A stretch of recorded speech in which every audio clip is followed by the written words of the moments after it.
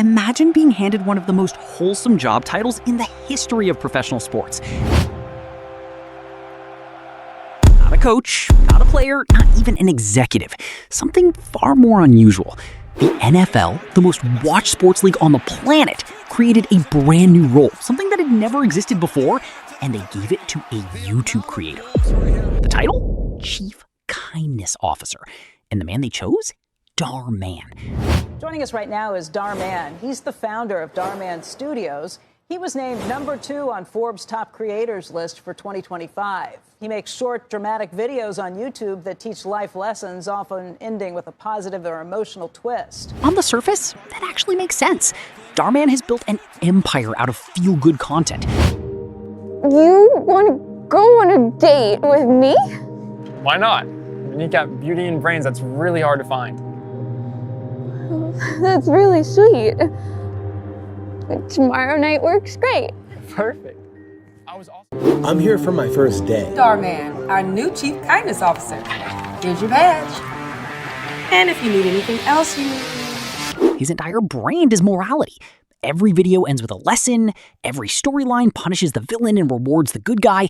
He has over 160 million followers across platforms, billions of views, and a reputation as the guy who teaches kids to be decent human beings. So the NFL bringing him in to spread kindness ahead of the Super Bowl sounds like a perfectly packaged PR move, right?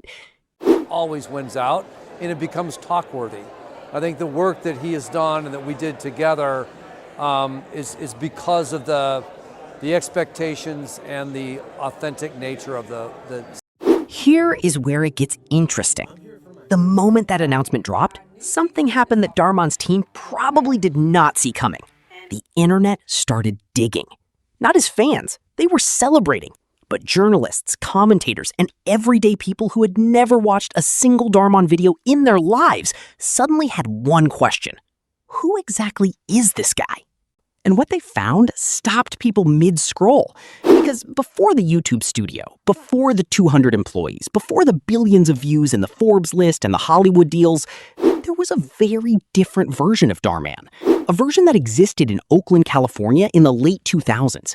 A version who was running a real estate company called Man Edge Properties. And a version who, according to the Alameda County District Attorney's Office, submitted fraudulent paperwork to a city beautification grant program to collect money he was never legitimately owed. And here is the part that made it land even harder. Dhar Mann's entire content library is built on stories about dishonest people facing consequences. He has made videos about fraud, about fake people wearing good person masks, about what happens when the truth finally comes out. His own words in his own videos were being quoted back at him across Twitter and TikTok.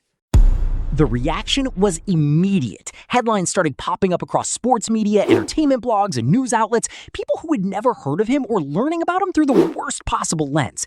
The irony was almost too on the nose to be real. The NFL, an organization that has had its own very public battles with ethics and accountability, had just appointed a man with a fraud conviction to be the face of kindness for the biggest sporting event in America. Valuable. And last question I have for you is, if you could go back to 15 years ago, you have no experience on social media, no YouTube experience. If you could tell yourself one piece of advice that would save you years, what would it be? That there's no one piece of advice that could save you years. I love it. Yeah, I mean, that's the hard part, is we're all looking for shortcuts, right?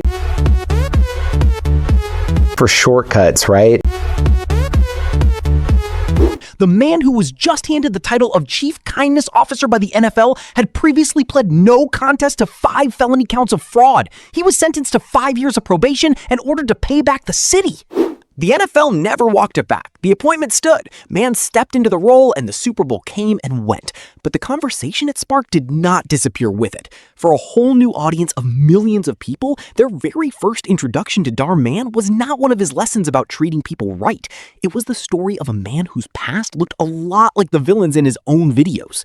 And whether you think that is fair or not, that is the kind of irony the internet never lets go of.